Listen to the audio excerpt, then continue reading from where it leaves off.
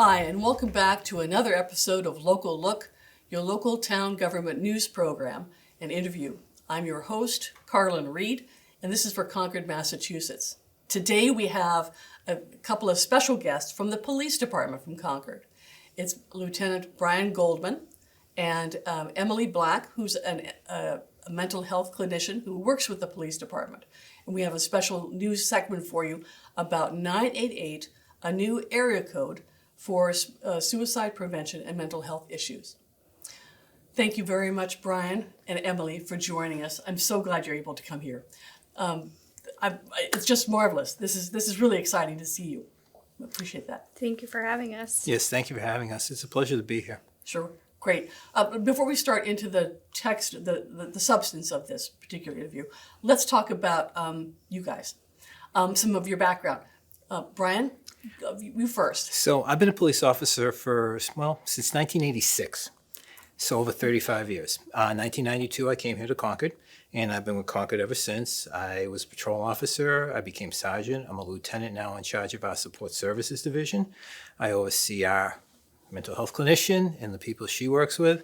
I oversee our school resource officers. I oversee our detective bureau, our dispatchers. I've got a whole host of things on my plate. Okay, thank you, Brian. Emily, what about you? I'm a licensed social worker, and I work with the jail diversion program through Elliott, which is here in Concord. And I work with the Concord Police Department as well as 5 other communities in the area under Concord District Court. So my role in the departments is to respond and follow up to mental health calls, substance use related calls, and make sure that the people who we are interacting with have the support that they need. Okay, you said you're with Elliott. What's Elliott? Elliott Community Human Services. And so they have a lot of mental health services in the community, and we work with local partnerships such as DVSN and the hospitals to get people mental health support that are accessing the police department for help. Gotcha. Okay, well, I'm glad that you're helping the police department. That's marvelous. Okay, let's get down to this new area code. No, area code? 3-digit dialing code? 3-digit dialing number. 988? What is this and what's it for? Can you lead me on So that? 988 was enacted back in 2020. They came up with a process, the legislature did, to get it going nationwide, not just statewide. And the idea is that, similar to 911, 988 is a simple number to remember. And those that call 988 will get access to help if they're feeling like they want to hurt themselves, if there's a loved one that wants to hurt themselves, or any other issues that they might need to deal with that kind of fall under that umbrella of suicide. Okay. Anything else about the area code right now, about the digit? Is this something that you've dealt with before? So it's running through what was known as the Suicide Prevention Lifeline, and I think that it's important to stress that people who should be utilizing this number, it's not just for suicide prevention, but also for any mental health or substance use crisis that somebody might be facing at the time, and they will get a trained counselor on the other end of the line to kind of triage whatever's going on for them in the moment. Okay, if I remember hearing about this, there used to be a regular 10-digit telephone number that you would either call or that you would text to reach this. But now they've shortened that down from 10 numbers down to 3, so it's easier to remember, right? Easier to remember, and I think also easier for people who are working in the community to encourage people to use it as well. Sure. That makes sense with 988. Okay, so you said, Brian, that this is a national area code. Does that mean we don't really need to worry about it here in Concord, or? Absolutely, just the opposite. Given what we're seeing, especially since the pandemic, with mental health issues that are arising and people are really having a hard time within society functioning, having that number available to people here in town so they have immediate access to a trained counselor that they can talk to help walk them through or provide resources, or worst case scenario, get them assistance from public safety, whether it's police, EMS, whether it's the hospitals, whatever they need, they can get it much easier than trying to remember that 10-digit number. That 988 number is huge. It really is. And I don't think I can say enough about it because, like 911, it's 3 digits. That's all you have to remember. And if something's going wrong in your life, you pick up the phone, you punch in those numbers, somebody's going to be there, and they're going to answer you immediately. And whether it's Concord, whether it's Lexington, Boston, Springfield, doesn't matter. It plays a huge role in all these communities. Okay, so Emily, do you think there's a need for it here in Concord? Absolutely. We're responding to numerous mental health calls a week here in Concord and in the other communities that I work with. I think it's shown that 988 nationally is working really well, and most of the calls are being resolved over the phone, and very few are ending in police response. So I think that just goes to shows that they're able to provide the resources through, talking to a trained clinician on the phone rather than having a police response every time. But we certainly are still going to get some of the calls from 988 where somebody might be in more imminent risk or their loved one might be in more imminent risk at the time.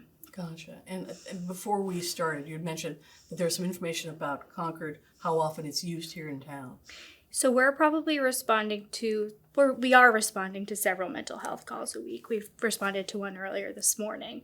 Wow. And so I think that many of them don't require a police response, but people just don't know how to get help. So I think having 988 as an alternative is a really good option. So before the 98 area code came about, were people calling 911 and then being shifted over? Or how did that? So a lot of it with 911, we get the calls. We as the police and fire, I'm not going to just say it's one or the other. We get the calls first. If somebody's having a bad day, they're in crisis, they call us looking for help. Or a lot of times it's one of their loved ones that are actually calling us. So like, a son or daughter or husband or wife, whomever, they call us, they expect some form of help. This changes it a little bit. Instead of it being dedicated right to 911, now they can call a hotline and they can get someone that can kind of talk to them first. And maybe they don't have to call with us. Maybe they don't want to deal with the police. Mm-hmm. Maybe they don't want to deal with all that. Maybe they just have some questions and just need some assistance, just a little bit of help going forward. That's where this comes into play. That's where it changes. That's where it makes a big difference, because our role in public safety right now is changing immensely. We're dealing with a lot more mental health. It's something that we've never seen in probably the last 25 years. And especially within the last 3 years, it's taking up a lot of our time, a lot of our resources. That's why we have Emily on board with us, so we can do co-responses to these situations, and we can get people the help that they need. Okay. Yeah, a lot of it is about de-escalation, and that can certainly be done with trained counselors on the phone. About de-escalation? What do you mean by de-escalation? So a lot of the times when we're responding to a mental health call, our officers are using their de-escalation skills and tools that they have to, minimize the impact of the crisis. And a lot of the time we aren't bringing people to the hospital because they don't meet the need. So a lot of the work that they're doing can certainly be done with counselors who are trained over the phone. Okay, you mentioned counselors earlier. If I'm dialing 988, Mm-hmm. that goes into the telephone system, and how is that call routed? How does it get to Brian's outfit? How does it get to you? If it's a national thing, how does that work? So from my understanding, there are 5 call centers in Massachusetts Okay. that will be answering the number. And if somebody from one of those centers can't call, it goes back to the national number so that you are reaching somebody. And then if the trained counselor decides that there needs to be an immediate response, that's when we are contacted. And then, they also can work with some of the mobile crisis teams to maybe respond and do an evaluation there, or provide recommendations for places to go if just talking to somebody on the phone is not enough. Okay. So you could use this to help yourself, to help someone who lives here in town, but you could also use this to help someone who lives out of town. So it's not just Concord centric, it's all over, but you can use it here as well, right? Yes. And so one little story. A few years back, we had a call from somebody that was out of state concerned about somebody in town. They called a 10-digit number for the suicide hotline. They were ultimately able to identify, track the person down, and refer it back to us. So with today's technology, it's very easy to identify where somebody's at, where somebody's living, and they can connect with the right resources if needed. Right. Okay. All right. So bringing it back, at the beginning we talked about how easy it is to remember a 988 area code. Isn't it also kind of confusing to think, okay, is it 988 or is it 911? Which one do I call? how do you know which number, when to call one versus the other? I would still be encouraging folks to call 988 if their life or their loved one's life is at imminent risk. Okay. You mean 911? 911. 911. 911 is the fallback. Yes. It's the fallback for safety. If something's going on, you don't know where else to turn, call 911. Yes, 911 is Well, important if yeah. there's imminent risk. Okay. 988 is the option to give you a chance to speak to someone before everybody comes rushing, say, to your house. Okay. Or your And earlier you location. said there may be reasons that you don't want to talk to a police officer. Not like I have any concerns about that here, of course, but that there may be, you want to talk to someone who is not in uniform, and that's why having the trained clinician on the phone would be the better way to do it, the way of doing that. Okay, all right. Our town is involved in a regional dispatch center that's being developed between Concord and Acton.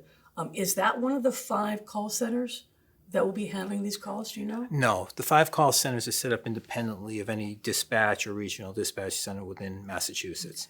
They are, and I don't know where they're strategically placed. I think there's one in Boston, and I think there's one out west in the Springfield area. Okay. I'm not sure about the rest of them, but those call centers are completely independent of any dispatch centers. Okay. They get the call. If they need to notify someone, they notify that district's dispatch center.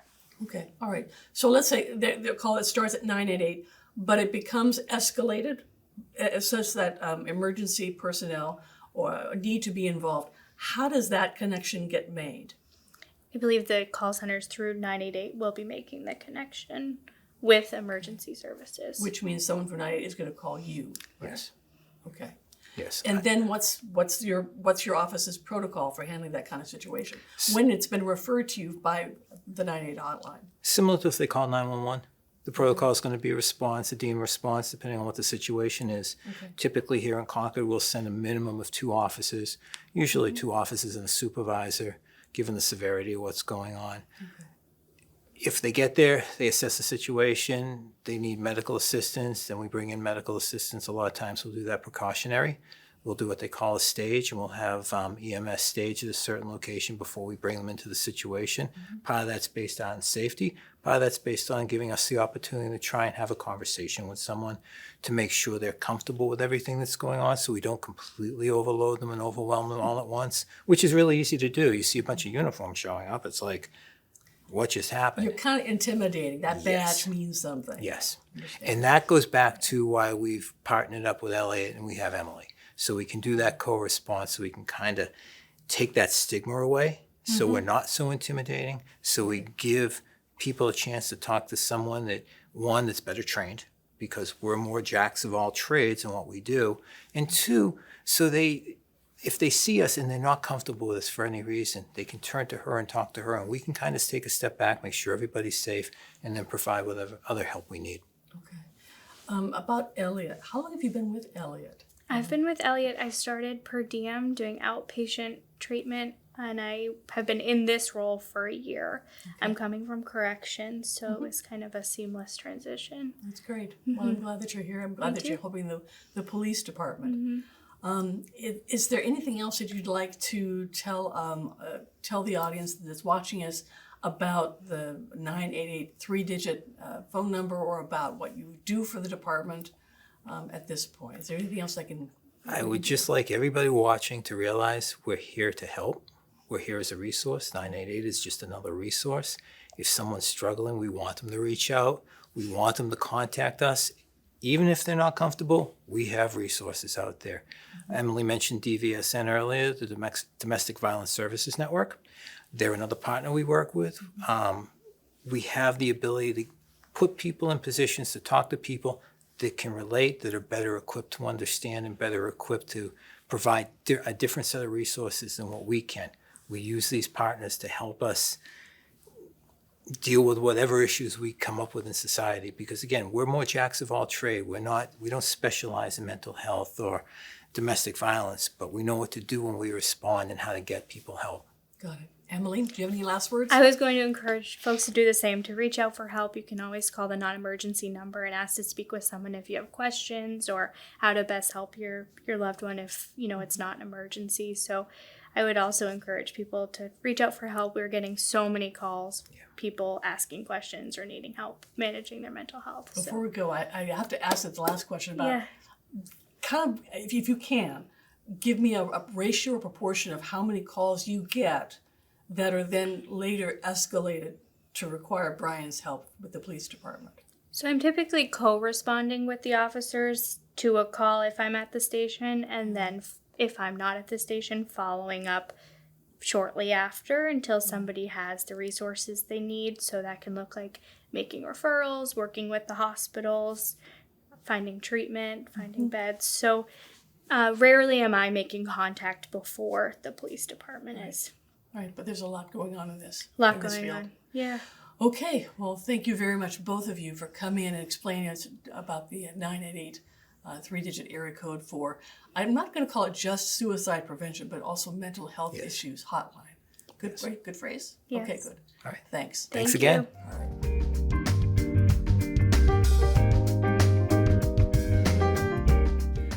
Welcome back.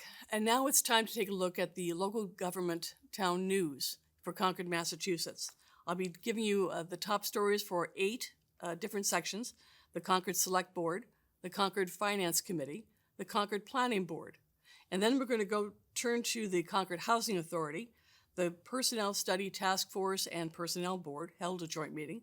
And then we'll talk about the Hugh Cargill Trust, the Hanscom Field Advisory Commission, and I'll give you a little update on the vote by mail for ballot application process. Okay, let's first talk about the Select Board. On July 11, the Select Board heard a report by the Bruce Freeman Rail Trail on their efforts to redesign Junction Park, which is located near the West Concord train station.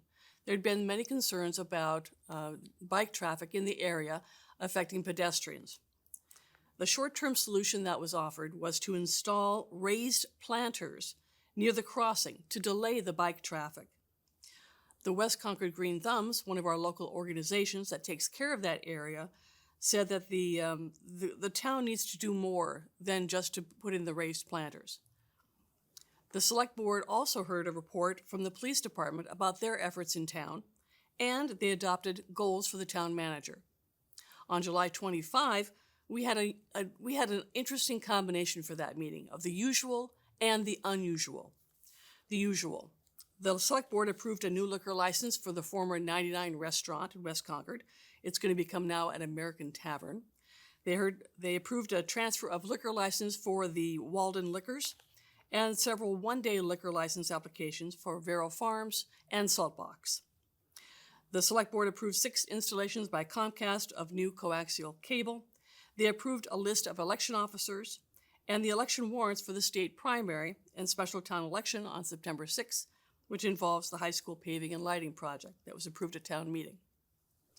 For the unusual, the Select Board heard an update on the 83 unit, Christopher Heights Junction Village from the Concord Housing Development Corporation Chair Lee Smith, and also from the Regional Housing Service Office Director Liz Rust. The Junction Heights project is, the Christopher Heights project is facing an $8 million shortfall in funding due to increased construction costs and interest rate increases. The Grantham Group, which is behind this project, is seeking help from the State Department of Housing and Community Development for additional funding. The Grantham Group also wants the town to allow it to connect to town sewer rather than have an on-site septic system. That will save Grantham $1.3 million in construction costs. Grantham also wants the town to kick in another $800,000 from the Affordable Housing Trust to pay for the sewer connection expenses. Now, this site, if it goes on to sewer, would generate 12,000 gallons of effluent per day. So it's a major project. So discussions are continuing on this, whether to allow Grantham Group to connect to the sewer, how to verify this additional cost estimate, and how and whether to make up the shortfall. The consequences of these decisions will affect the town's ability to meet its 40B threshold and its approach to affordable housing. Another unusual component was concerning Nagog Pond. Contrary to an early report, Alan Cathcart, the Director of Public Works, said that there will be no special town meeting on October 6th for Nagog Pond. There was a plan to put and there still is a plan to put a filtration device system in place for Nagog Pond, but the timing is wrong and it has to be delayed. The project is now estimated to cost up to $35 million, and that will be paid through the water rates, which we're currently collecting for that expense. So the project has been delayed to improve the application for this funding. All right, that's it for the Select Board. And now what we're going to do is go to the Finance Committee. The Finance Committee met on July 21 with the co-chairs of the Middle School Building Committee, Don Garello and Pat Nelson. They also met with the Regional School Superintendent, Lori Hunter. The Finance Committee, again, is chaired by Peggy Briggs. Vice Chair is Parashar Patel. The clerk is Lois Wassoff. And the Guidelines clerk is Amrith Kumar. At this meeting on July 21, the Finance Committee held some early preliminary discussions about the middle school building's cost estimate shortfall of $5.3 million. This project is going out to bid in February 2023, so some decisions need to be made by mid-October of 2022, the 60% design cost estimates, on whether to cut the school program, the school building, or to go raise more money, or some combination of the two. All right, that's it for the Finance Committee. Now let's go to the Planning Board. All right, the Planning Board is chaired by Nathan Bosdet, and the Vice Chair is Haley Orvdahl. The clerk is Linda Miller. On June 14th, the Planning Board met to select the new officers and welcome the new members, Mark Giddings and Sue Felshen. The Planning Board also recommended the Select Board should nominate Laura Payne and Barbara Morse for the West Concord Advisory Committee members. That's part of the Planning Board's function.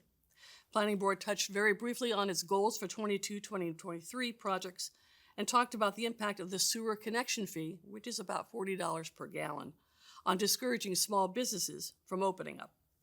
On June 28th, the Planning Board finally approved the Sunnyside Lane subdivision, which is located near Warner's Pond, with many conditions.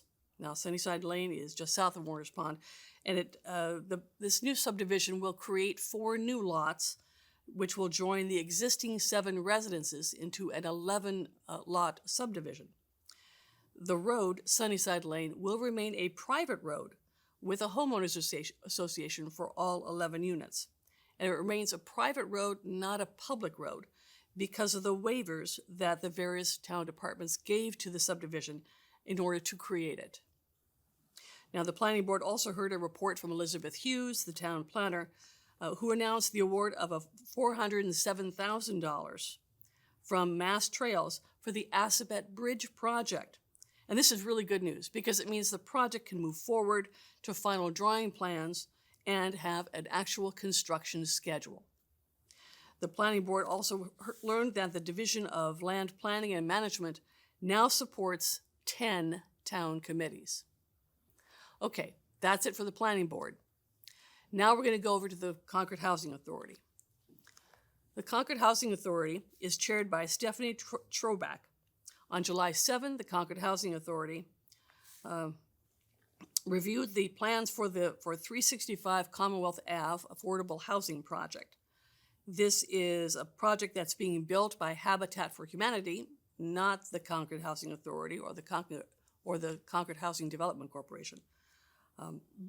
The project at 365 Commonwealth Ave, which is also right near Jewel Park and near Warner's Pond, is going to have to go before the Natural Resources Commission and the Zoning Board of Appeals for approvals because they've revised the site plan. They moved the house slightly to the right, I believe, slightly north. This house is scheduled to be built in fall of 2022, so this fall, that's the ideal time. And the one note that was heard during that meeting is an important lesson. The Concord Housing Authority finds that it can't afford to build an affordable house in Concord due to the construction costs. Earlier this year, the Select Board had declined to authorize the release of some funds. I think it was about $400,000 to build this through the Concord Housing Development Corp. So instead, the CHA encouraged Habitat for Humanity to actually do the construction. So that was something that was important to learn about affordable housing for Concord. Okay, now we're going to talk about the Personnel Study Task Force and the Personnel Board. The Personnel Study Task Force and the Personnel Board met together in their first joint meeting. The task force is co-chaired by Ann Rarick and Ruth Lauer. The Personnel Board is chaired by Bill Marachek. On July 25, they had a joint meeting so that the Personnel Board could give their input on recommendations that the task force is giving on how the Personnel Board should be changed. This is following a decision from town meeting last year. It looks like there will be a public forum on some proposed recommendations. That forum will be held August 29. And then afterwards, the task force is going to meet with the select board on September 19, and then that task force will dissolve as its task will have been completed. Okay, that's it for the Personnel Board. Now let's go to the Hugh Cargill Trust. The Hugh Cargill Trust is a town committee, and it's co-chaired by Bob Abram and Elizabeth Eldon. The Trust's purpose is to provide short-term emergency assistance to Concord residents who are in financial need. This trust is a big part of Concord's financial safety net. Their sources of funds include private and public donations. And on July 12, we learned that the Concord Light Plant is one of those donation sources. They give $10,000 every year to this trust. So they're among the contributors to this very good, very worthwhile organization. Okay, that's my update on the Hugh Cargill Trust. Now let's go to the Hanscom Area Field Commission. The Hanscom Field Advisory Commission is chaired by Christopher Elliott. This is a four-town commission, and Concord's representative is Mark Giddings, who's on our planning board. The four towns are the towns that surround the Hanscom Air Force Base, or the Hanscom Air Base. They're Concord, Bedford, Lexington, and Lincoln. On July 19, this commission met and heard a report by representative of Massport. Massport said that in October of this year, there's going to be a full-scale emergency response exercise at Hanscom, so don't panic. It's just an exercise. That, again, will be in October. Massport also showed some statistics about who flies at the airbase. Only 1% of the air traffic is military. That kind of surprised me when I saw that statistic, but the rest is either commercial or private flights. Massport also showed some statistics on noise from airplanes and showed that there's a website, airnoise.io, which is a website where folks from Concord and other towns can register complaints if they have any about the air traffic going over their houses. Okay, that's it for Hanscom Field Advisory Commission. Now let's go to the last piece I have, which is an update on vote by mail. Now, this is the voting by mail. This is for the September 6th primary as well as the November 8th general election. You probably should have received an application for a mail-in ballot from the Secretary of State's office. Now, I found out that not everybody has received those, but it should be coming. If you haven't, please contact the clerk's office here in town or download an application from the Secretary of State's website. These applications for a mail-in ballot have to be received by the clerk's office by August 29. And so far, the clerk's office has received over 700 applications. Now, when you get this application, be sure to fill it out completely, especially sign it, date it, and fill out if you want to have all of your ballots mailed to you, or just for the primary election of September 6th, or just the general election of November 8. Also be sure to state which primary ballot you want, either the Democrat or the Republican ballot. There will be no independent ballot for the primary election.